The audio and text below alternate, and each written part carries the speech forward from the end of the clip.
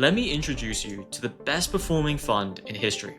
It's called the Medallion Fund. It had annual returns of 66% and 39% after fees, which is just simply unbeatable. To paint the picture, if you had invested $100 in 1988, your investment would be worth roughly 2.1 million in 2018. Funds like Renaissance Technologies did not make money by being right on any single trade. They built systems that turned tiny statistical edges into inevitable profits across millions of trades. While their exact models are secret, it is clear that understanding why small edges compound at scale was central to their success. At its core, that is the law of large numbers. Imagine you walk into a casino. The blackjack dealer has a 0.5% edge over every single player. On any single hand, the casino can lose though. But the key question is not whether the casino wins the next hand. The key question is, when millions of hands are played every single year, what does a 0.5% edge actually become? You go to Vegas and there's someone puts money on a 7 on the roulette, and I'll say, why are you sticking with the 7? They say, it's 2. And the roulette table, they have a list of all the previous numbers. Yeah. And they say, it hasn't shown up, it's 2. No, it's not. It's not 2.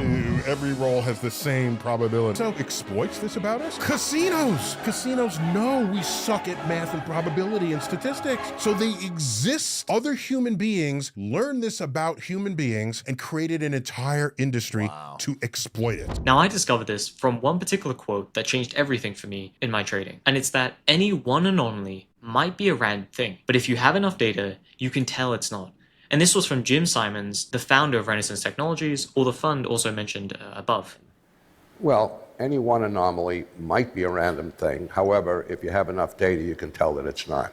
That single sentence is the difference between traders who can make money consistently and traders who gamble on every single trade. Because what he was describing with that is the law of large numbers. It's the same principle behind the $300 billion casino industry. It's the same principle behind every systematic strategy generating a real edge. And it's the mistake most retail traders make every single week. But let's put this into something that maybe you'll understand as a trader. And it's probably one of the most common issues I see. And it's why 10 winning trades tells you absolutely nothing. For example, let's say you flip a coin 10 times. You might get 9 heads and 1 tail. Does that mean the coin is biased?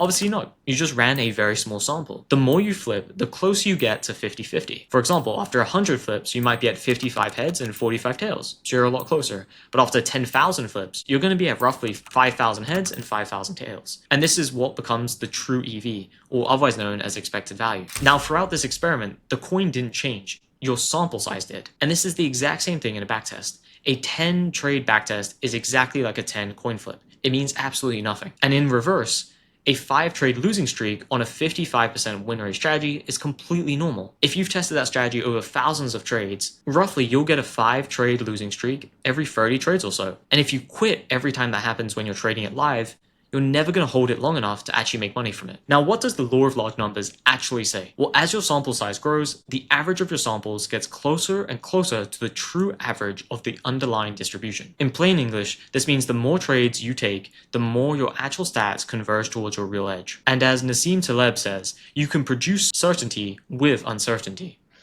When you have these numbers, you can produce certainty with uncertainty. These are random variables, but the average will be much more stable than the individuals. And that's because every single trade is uncertain, but the average of thousands of trades can be extremely certain. Here's the math that makes it work. Primarily, your uncertainty about your edge shrinks as the number of samples grow. But there are 3 things that fall out of this that most traders get wrong. Normally, they would assume if you have 100 trades compared to 1 trade, that's a 100x improvement, but in reality, it's actually only 10x. To double your confidence, you actually normally need 4x the trades, not 2x. And after 1,000 trades, the observed win rate is normally within a few percentage of your true win rate. And this law is exactly what makes the casino industry about $79 billion in profit every single year. And they don't do it by winning every single hand. They did it by understanding the law of large numbers better than their customers. To give a couple more examples, most casino games actually have very small edges. On blackjack, it's around 0.5% to the house. On baccarat, it's about 1%. On craps, it's about 1.4%. On roulette, it does increase to about 5.26%. And on slots, it can be anywhere from 2% to really 12%, give or take, on the casino. And most of the time, these edges are quite small. On any single hand, the casino can definitely lose. But they aren't playing that one hand. They are playing millions of hands a year across thousands of tables. And they have 3 main advantages over retail traders. One is volume. They do millions of bets, so the law of large numbers can really play out. Two, execution. The dealer never deviates. There's no emotional betting against the customer, so the sample stays clean. And lastly, bankroll. They never bet too big or allow a customer to bet too big, which would cause them to maybe go bankrupt. Now, when you translate these into trading, most retail traders break all three of these consistently. And unfortunately, that's not trading. You're going to be sitting on the wrong side of the casino table if you're doing any of these mistakes. In my opinion, really the only way a retail trader gets all three of these is by automating their strategies. And that's exactly what we focus inside the Crypto Momentum Group, where we help you build your first live algo in crypto, from idea to execution to running it on a server. And with AI nowadays, it's never been easier to go from zero to a fully live automated strategy. There's a link in the description if you want to check it out and if you want my help. Now, to be more specific, how do traders actually violate this every single week? Well, one, it's trusting a too small backtest, for example, 20 trades. That's simply not going to be enough, and you don't have enough data. You realistically just have a guess instead of actually signing the statistical. Two is abandoning after 5 losses, as I kind of mentioned above. And 3 is revenge trading. Emotions break the sample, meaning if you take free trades outside of the sample, it contaminates your whole trading sample overall. And 4 is judging results by a single month. A month often is only going to be 20 to 40 trades for most retail systems.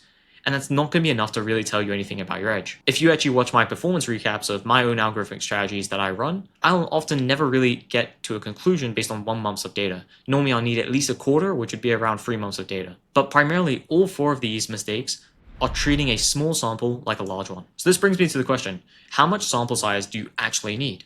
Well, there's a couple of rough thresholds based on the square root math, and the first one is under 30 trades. Anything really under 30 trades is just pure noise. You can't really have a conclusion from it. 100 trades, this is still going to be noisy, but you're getting there at least. 500 trades, this is definitely reasonable for confidence in the edge. And 1,000 plus trades, this is normally going to be very good conviction. But there is one thing to consider. Markets are not coin flips.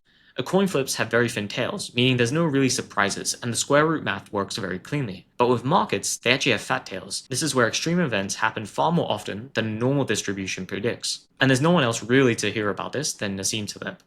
10 to the 13. You need 10 to the 13 more observations under this, under that one.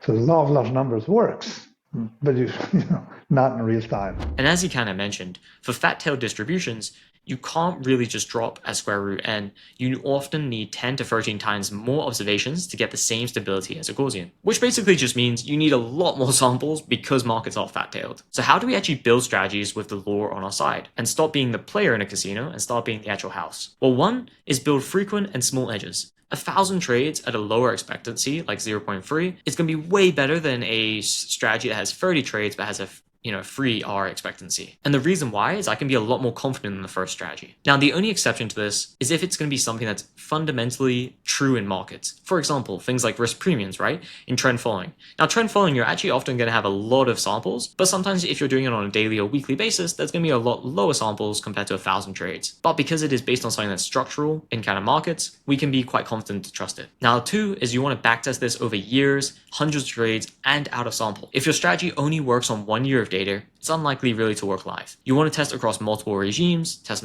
across multiple market conditions, and overall just getting a lot of samples onto your backtest. 3 is size positions to survive variance. The fastest way to invalidate the law of large numbers is to blow up before it kicks in. Positive expectancy is still going to have losing streaks, meaning you need to be able to size your trades correctly so that you don't blow up at any one period. 4 is automating execution. Humans normally can't sit through 50 streak losses or tons of volatility, and every deviation contaminates the sample. So ideally, you want code to execute for you. And then 5 is judge the process, not the individual outcomes.